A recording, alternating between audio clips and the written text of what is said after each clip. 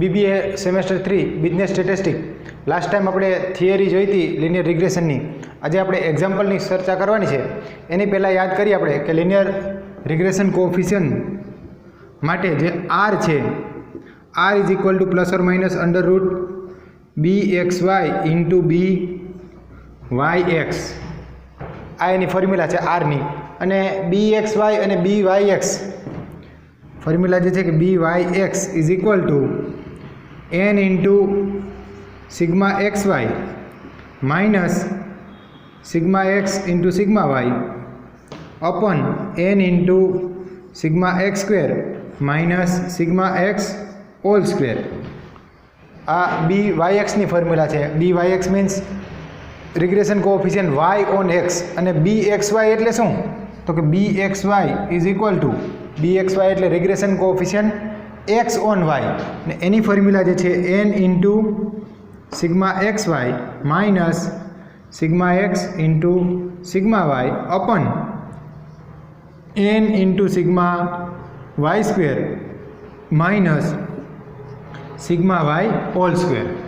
આ બંને અલગ અલગ ફોર્મ્યુલા છે BXY અને BYX. જો વેલ્યુ નાની હોય તો, વેલ્યુ મોટી હોય તો આપણે u અને v ધારીએ છીએ તો xની જગ્યાએ u અને yની જગ્યાએ v. એટલે આ ફોર્મ્યુલા આવી રીતે થાય n into sigma uv minus sigma u sigma v અપન n into sigma u square minus sigma u whole square. અને એવી જ રીતે n into sigma uv minus sigma u sigma v અપન n into sigma v square minus sigma v whole square. પણ એ જ્યારે આપણે u અને v ધારીએ ત્યારે, બાકી નાની કિંમત હોય તો આ જ પ્રમાણે લઈએ છીએ. તો એક લિનિયર રિગ્રેશન જે છે કોએફિશિયન્ટ ફાઇન્ડ કરવાનો એક એક્ઝામ્પલ જોઈએ એટલે આપણે ખ્યાલ આવે. બુકની અંદર ઇલ્યુસ્ટ્રેશન જે છે એમાં એક્ઝામ્પલ નંબર 1 બાકી રાખીએ. 2 જે છે એ પહેલાં જોઈએ. 1 થી 4 એક્ઝામ્પલ છે મહત્ત્વના છે. એમાં ઘણી બધી વખત આમાંથી જ એક્ઝામ્પલ જે છે આ જ પૂછાય અથવા તો આની જેવા પૂછાય તો કેલ્ક્યુલેશન બધામાં એકસરખી આવે. કે find the correlation coefficient using regression coefficient from the following data. Data આપેલો છે એમાં x અને yની વેલ્યુ આપેલી છે કે x value of x and y 10, 12, 11, 13, 12, 15, 5, 7, 6, 9, 8, 10, 2, 4 અને લાસ્ટમાં છે 3, 6. તો જો અહીંયા જે કાંઈ કિંમતો x અને yની કિંમત આપેલી છે એની પરથી આપણે BXY અને BYX ફાઇન્ડ કરવા છે. હવે BYX અને BXY માટે કોની જરૂર પડે? તો કે જરૂર પડશે sigma x, sigma y, sigma XY, n, sigma x square અને સિગ્મા y સ્ક્વેર. આટલી કિંમતોની જરૂર પડે. તો આનો ટેબલ બનાવવાનો છે. બુકની અંદર ટેબલ જે છે આપેલો નથી, ડાયરેક્ટ લીધેલું છે. કારણ કે આગળના ચેપ્ટરમાં આપણે આ પ્રકારનો ટેબલ બનાવ્યો હતો. આપણે અહીંયા બનાવીએ છીએ ટેબલ. જુઓ કે first value of x, second y. એક્સની વેલ્યુ 10, 12, 11, 13, 12, 15, 5, 7, 6, 9, 8, 10, 2, 4 અને 3, 6. જો આ કોલમ એક્સની છે. આ એક્સ વાળી ટર્મનો જે સરવાળો કરશો આપણે તો અહીંયા જે વેલ્યુ મળશે એ મળશે સિગ્મા એક્સ. આનો સમ કરશો તમે સરવાળો એટલે જે વેલ્યુ મળશે કોની વેલ્યુ મળશે? સિગ્મા એક્સની. એ સિગ્મા એક્સ એટલે આનો સમ થશે 76. સેકન્ડ અહીંયા જે મળશે શું મળશે? તો કે સિગ્મા વાય વાળી સિરીઝ છે. તો sigma y is equal to એનો સમ મળશે 57. તમારે કેલ્ક્યુલેટરની અંદર કરવાનો, હું હવે કરતો નથી કારણ કે આગળ આપણે પહેલા ચેપ્ટરની અંદર આ પ્રમાણે વેલ્યુ મેળવેલી છે તો તમને આવડે. નેક્સ્ટ એના પછી છે sigma x, sigma y, sigma x સ્ક્વેરની જરૂર છે. એટલે આપણે એની પરથી આના પરથી એક્સ સ્ક્વેરવાળી ટર્મ લેવાની કે એક્સ સ્ક્વેરવાળી કોલમ બનાવવાની કે 10, 10નો સ્ક્વેર કેટલો થાય? તો કે 100. 11નો સ્ક્વેર 121, 12નો સ્ક્વેર 144, 5નો સ્ક્વેર 25, 6નો square 36, 8 square 64, 2 square 4 and 3 square 9. તો આ પ્રમાણે આ x સ્ક્વેરની વેલ્યુ બધી મળી જાય અને લાસ્ટમાં એનો જે સમ આવે એને કહેવાય સિગ્મા એક્સ સ્ક્વેર. આનો સરવાળો તમારે કેલ્ક્યુલેટરની અંદર કરવાનો. એટલે સિગ્મા એક્સ સ્ક્વેરની વેલ્યુ જે છે મળશે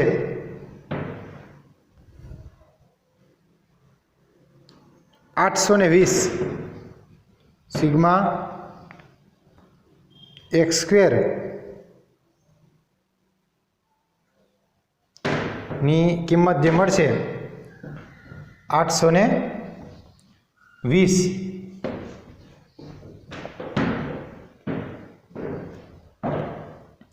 કે sigma x square is equal to 820. Next y square. આના પછી આવશે Y square.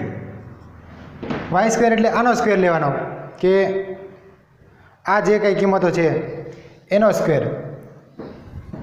12 square 144, 13 square 169, 15 square 225.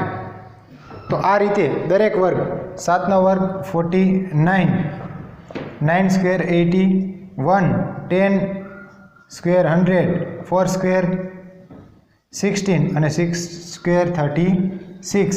અને આનો જે કાંઈ આન્સર આવશે એ sigma y square is equal to 503. અહીંયા ક્યાંક કદાચ મિસ્ટેક છે. એક્સની કિંમતો જે છે એમાં સ્ક્વેર જે છે એ આ વધારે છે. આંકડો આટલો બધો આવે નહીં. બુકમાં 820 આપેલા છે, પણ જે કાંઈ આનો સરવાળો થતો હોય ટૂંકમાં હું અત્યારે 820 રાખું છું, બરાબર. તમે અહીંયા ચેન્જ કરી નાખજો, કારણ કે મને લાગે છે કે આ આંકડો જે આપેલો છે આ ખોટો છે. આનો સરવાળો એટલો થાય નહીં, ઓછો થશે આના કરતાં. પણ હું અત્યારે આમને એમ રાખું છું, બરાબર. બાકીની બધી કેલ્ક્યુલેશન 820 પ્રમાણે છે, એટલે હું એને એમને એમ રાખું છું. તમે તમારી રીતે એ ચેન્જ કરજો પછી. તો આ સિગ્મા એક્સ સ્ક્વેર આ રીતે ફાઇન્ડ થાય. સિગ્મા વાય સ્ક્વેર મળી ગયો. હવે બાકી શું રહ્યું? Sigma x y. Sigma x y એટલે કેવી રીતે મળશે? X into y. આના પછીની કોલમ તમારે બનાવવાની એક્સ ઇન્ટુ વાય, એટલે એક્સ અને વાયનો ગુણાકાર, મલ્ટિપ્લિકેશન. 10 ઇન્ટુ 12 120, 11 ઇન્ટુ 13 11 ગુણ્યા 13. આનો જે કંઈ ગુણાકાર થાય 130 અને 141 એટલે 141. આ જ રીતે 12 ઇન્ટુ 15, 5 ઇન્ટુ 7 જે કાંઈ આન્સર મળે, 5 ઇન્ટુ 7 એટલે 35 જે કાંઈ આન્સર મળે, 6 ઇન્ટુ 9, 8 ઇન્ટુ 10, 2 ઇન્ટુ 4 અને 3 ઇન્ટુ 6. આ બધા જ આંકડા જે છે મલ્ટિફિકેશન કરી લેવાનું. અને લાસ્ટમાં આનો જે કાંઈ સમ મળે એને કહેવાય સિગ્મા એક્સ વાય. અને એ જે તમને મળશે સિગ્મા એક્સ વાય 638. તો આ વેલ્યુ મળશે એની. તો હવે બધી કિંમત મળી ગઈ. તો એનો મિનિંગ એવો થયો કે sigma x, sigma y, sigma x square, sigma y square. અને હા, બીજું કે એન બરાબર કેટલા છે અહીંયા? એન એટલે નંબર ઓફ પેર. 1 2 3 4 5 6 7 and 8. એટલે નંબર ઓફ પેર કેટલી છે? તો કે 8. તો બી એક્સ વાય અને બી વાય એક્સ ફાઇન્ડ કરીએ તો first of all b y x is equal to n into આપણી જે ફોર્મ્યુલા છે n into sigma x y minus sigma x into sigma y upon n into sigma x square minus sigma x whole square. આ formula છે આપણી. B y x is equal to મૂકી દે કિંમત. તો એન એટલે કેટલા? 8 into sigma x y. Sigma x y is equal to 638 minus sigma x. Sigma x is equal to 76. Sigma y is equal to 57 upon જે કાંઈ અહીંયા value મૂકીએ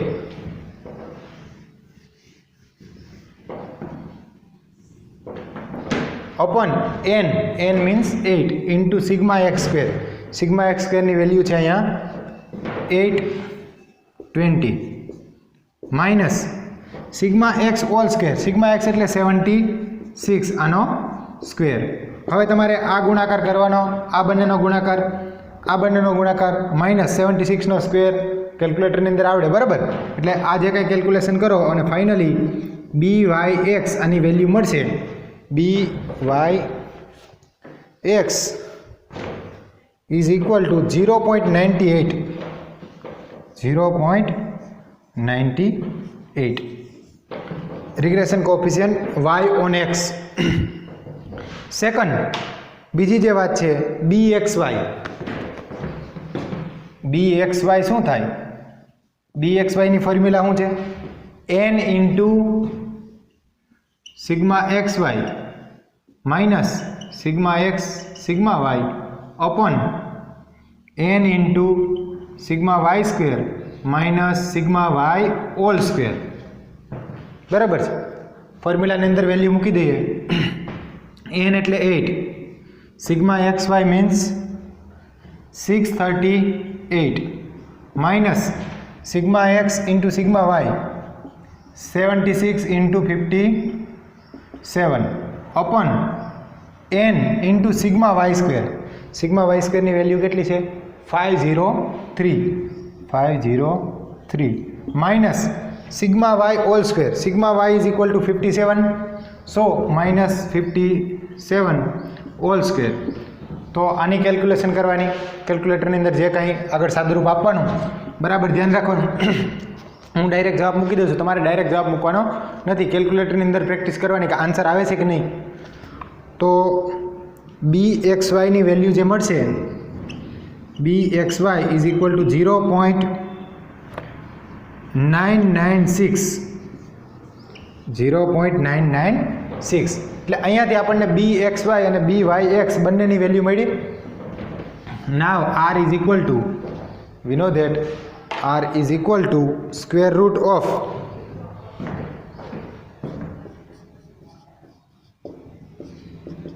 plus or minus square root of BYX into BXY. આ R ની formula છે.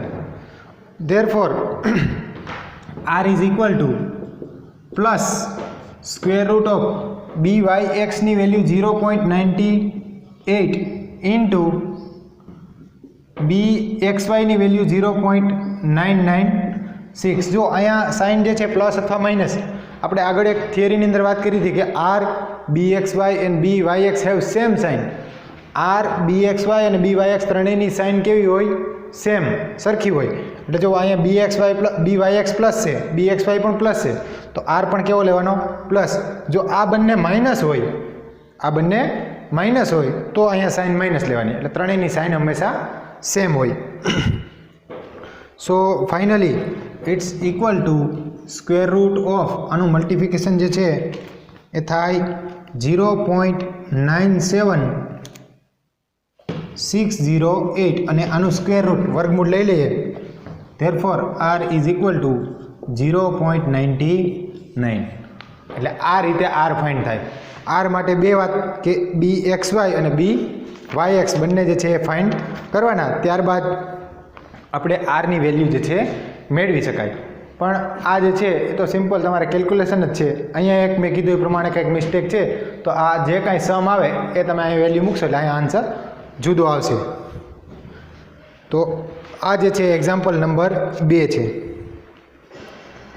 ત્યારબાદ આપણે એક વાત કરવાની છે બીજી કે difference between linear correlation and linear regression. આપણે આગળના લેક્ચરની અંદર થિયરીમાં આ વાત બાકી રાખી હતી કે difference between linear correlation and linear regression.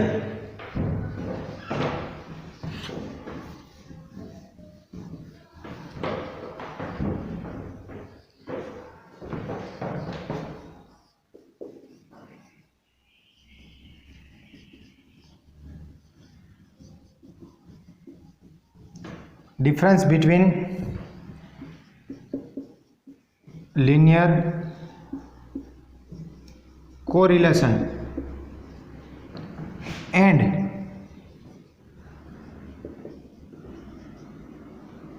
linear regression. Correlation અને રિગ્રેશન વચ્ચેનો ડિફરન્સ આ ક્વેશ્ચન પણ થિયરિકલ રીતે આઈએમપી ક્વેશ્ચન છે. ઘણી બધી વખત એક્ઝામમાં પૂછાય છે કે તફાવત લખો લિનિયર કોરિલેશન અને લિનિયર રિગ્રેશન. તો તમને ટેબલ જે છે પેજ નંબર 87 ઉપર ટેબલ આપેલો છે અને અલગ અલગ 7 પોઈન્ટ જે છે ટોટલ 7 મુદ્દાઓમાં ડિફરન્સના આપેલા છે. તો જોઈએ આપણે ફર્સ્ટ છે લિનિયર કોરિલેશન ને સેકન્ડ છે લિનિયર રિગ્રેશન. તો પહેલો ટોપિક જે છે કે linear correlation measures degree and direction of relationship between the variable. કે લિનિયર કોરિલેશન જે છે એ કોના વચ્ચેનું મેજર છે? તો કે ડિગ્રી અને direction of relationship between variable આના વચ્ચેનું એ મેજર છે, માપ છે. જ્યારે લિનિયર રિગ્રેશનનો ફર્સ્ટ પોઈન્ટ જે છે કે linear regression measures the nature and extent of average relationship in term of the original unit of the data. કે રિગ્રેશન જે છે શું છે? તો કે measure of the nature and extent of average relationship, કે એની એવરેજ રિલેશનશિપને આગળ વધારે છે, એ લિનિયર રિગ્રેશન છે. સેકન્ડ પોઈન્ટ લિનિયર કોરિલેશન માટેનો સેકન્ડ પોઈન્ટ છે કે it is not forecasting device. આ જે છે ફોરકાસ્ટિંગ ડિવાઇસ નથી. જ્યારે લિનિયર રિગ્રેશનમાં આવશે કે ઇટ ઇઝ ફોરકાસ્ટિંગ ડિવાઇસ. એટલે આનું તમારે ડિફરન્સ લખો ત્યારે વ્યવસ્થિત લખવાનો. એક બાજુ અહીંયા લિનિયર કોરિલેશન અને બીજી બાજુ અહીંયા લિનિયર રિગ્રેશન. આ રીતે અલગ અલગ. અને આનો ફર્સ્ટ પોઈન્ટ તો એની સામે અહીંયા એવી રીતે આ સેકન્ડ પોઈન્ટ જે છે લિનિયર કોરિલેશન માટે કે it is not forecasting device. આ ફોરકાસ્ટિંગ ડિવાઇસ નથી, જ્યારે લિનિયર રિગ્રેશન છે ઇટ ઇઝ ફોરકાસ્ટિંગ ડિવાઇસ. આ second point. Third point linear correlation coefficient can be obtained through the regression coefficient. કે કોરિલેશન કોએફિશિયન્ટ જે છે એ રિગ્રેશન કોએફિશિયન્ટ દ્વારા મેળવી શકાય, જ્યારે regression coefficient can not be obtain through correlation coefficient. કે રિગ્રેશન કોએફિશિયન્ટ જે છે કોરિલેશન કોએફિશિયન્ટ દ્વારા મેળવી શકાય નહીં, પણ કોરિલેશન કોએફિશિયન્ટ જે છે રિગ્રેશન કોએફિશિયન્ટ દ્વારા મેળવી શકાય. આ ત્રીજો તફાવતનો મુદ્દો છે. Fourth, correlation coefficient is always between +or-1. કે કોરિલેશન કોએફિશિયન્ટ જે છે હંમેશા +or-1ની વચ્ચે હોય, આની વચ્ચેની એની કિંમત હોય. જ્યારે આનો જે ફોર્થ ટોપિક છે એની સામે if one of regression coefficient is greater than unity the other must be less than unity. કે એક રિગ્રેશન કોએફિશિયન્ટ જે છે એ એક કરતાં વધારે હોય તો બીજો હંમેશા એક કરતાં નાનો હોય, કારણ કે એનો રેસિપ્રોકલ આપણે આગળ પણ વાત કરી હતી કે રેસિપ્રોકલ એટલે વ્યસ્ત. તો એક યુનિટી કરતાં વધારે એક કરતાં વધારે હોય તો બીજો કોએફિશિયન્ટ જે છે એક કરતાં નાનો હોય. ફિફ્થ પોઈન્ટ જે છે R is independent of change of origin and scale. કે R જે છે એ સ્વતંત્ર છે કોનાથી? તો કે ઓરિજિન એના સ્કેલથી. જ્યારે સામે આનો જે ફિફ્થ પોઈન્ટ છે કે BYX or BXY is not independent of change of origin but not of scale. કે BXY અને BYX is not independent of change of origin but not scale. કે ઓરિજિન અને સ્કેલથી એ ઇન્ડિપેન્ડન્ટ નથી. 6 પોઈન્ટ જે છે it is A relative major. આ જે છે શું છે? તો કે સાપેક્ષ રિલેટિવ મેજર છે. જ્યારે આનો 6 પોઈન્ટ છે it is an absolute major of relationship. અને આ જે છે એ રિલેટિવ મેજર છે, જ્યારે આ એબ્સોલ્યુટ મેજર છે. લાસ્ટ સાતમો ટોપિક જે છે, સાતમો પોઈન્ટ જે છે બંનેનો કે આના માટે લિનિયર કોરિલેશન માટે there may be correlation without sense such a weight of girls and income of boys. કે there may be correlation without sense. કે આની વચ્ચે વિધાઉટ સેન્સમાં જે કોરિલેશન છે એક એક્ઝામ્પલ આપ્યો such a weight of girl and income of boy. સામે there is nothing like regression without sense. કે આમાં વિધાઉટ સેન્સ જે છે એ કોરિલેશન જોવા મળે, જ્યારે અહીંયા